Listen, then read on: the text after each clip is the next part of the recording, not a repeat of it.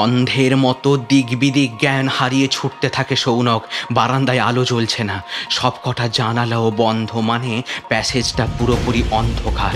দেওয়ালে দেওয়ালে ঠোকা খাচ্ছে শৌনক, তবুও থামছে না, কারণ পিছনে চাপা গলায় অদ্ভুত একটা গর্জন করতে করতে তেড়ে আসছে দানবিক মেজাজের কুকুরটা।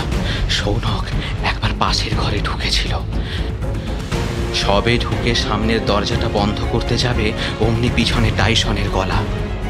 ও গড! এই এই এই যা যা যা যা বলছি, যা যা। বারান্দার দিকে দরজাটা খোলা ছিল।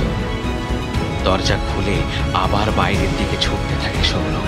বাথরুমে বাথরুমে একবার যেতে পারলে বেঁচে যাবে, আন্দাজে সেদিকেই যাচ্ছিল।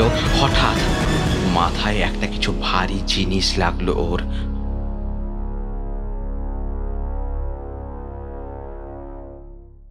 দুটুকরো ঘুম নিঝুম তোরাঙিনায়, আমার সুখ রাত জাগুক নীল নীল চুপ কথায়। দুটুকরো ঘুম নিঝুম তোরাঙিনায়।